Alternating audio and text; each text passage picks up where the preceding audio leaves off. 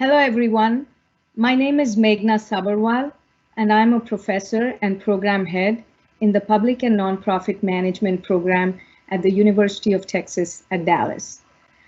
Today I would like to talk to you all about how you can be a difference maker. So let me start by asking a question that I ask in my introductory course on public and nonprofit management. Who is the largest employer in the United States? Well, students give me several responses, the most common being Walmart. While Walmart is a big corporation, it's not the largest employer. The largest employer in the US is the government. Yes, the government. It hires 22 million employees at all levels, federal, state, and local. The local being where the highest bulk of the employment is, about 14.2 million. Nonprofits are now considered an extension or the fourth arm of the government, and it employs about 8.7 million people, and there are 1.6 million nonprofits and growing.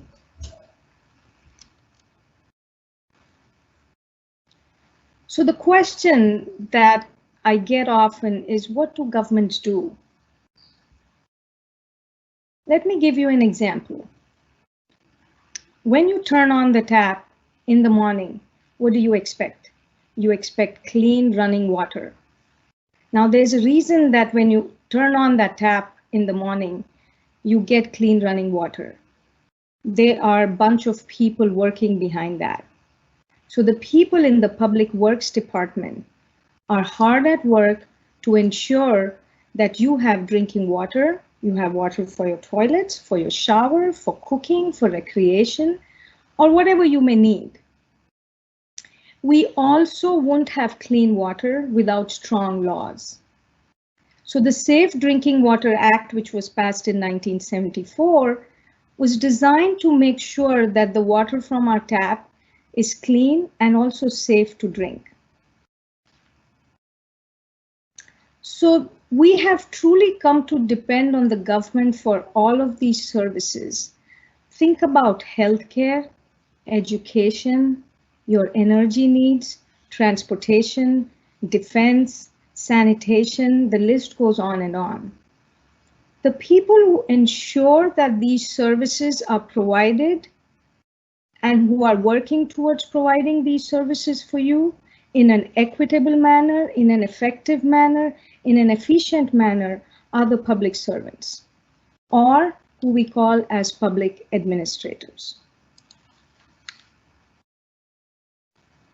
So public administration, in simple terms, if I had to define it, is the management of government agencies and is the action part of the government. That's where your services are provided.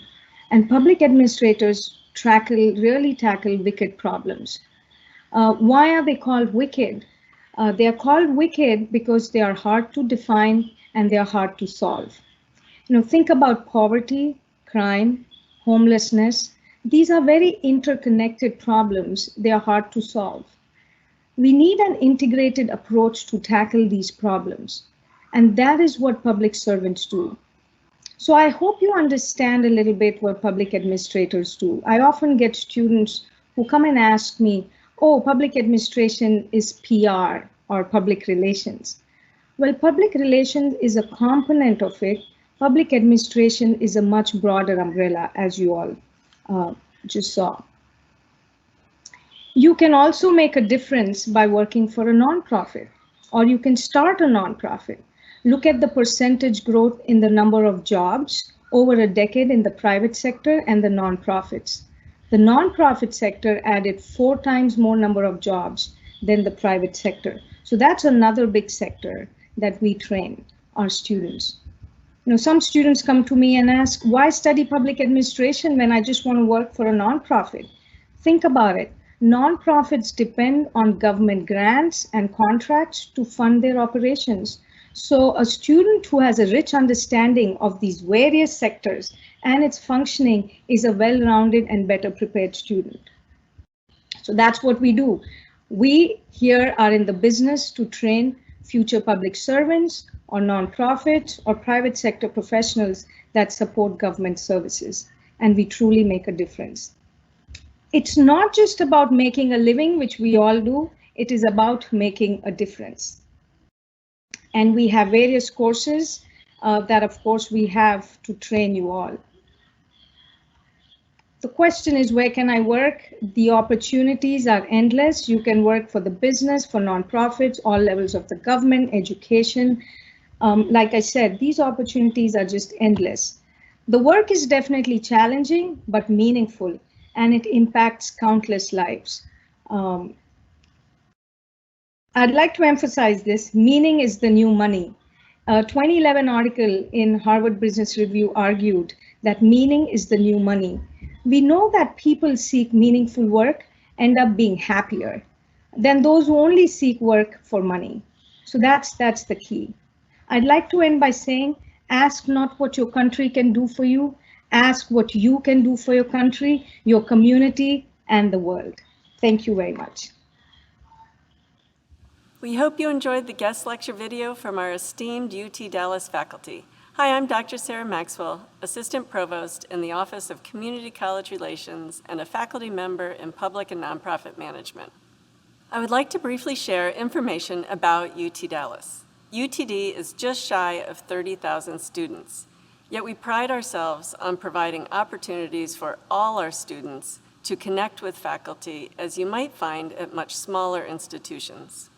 In fact, almost 80% of our undergraduate classes have fewer than 50 students. UTD also offers scholarships for transfer students. We encourage you to learn more through our virtual and in-person campus tours, Scholars Day, and Preview Fridays. Students who may be considering UT Dallas can also schedule a pre-admissions counseling appointment, and we hope you explore our guaranteed tuition plan, the Comic Connection. We look forward to seeing you at the University of Texas at Dallas.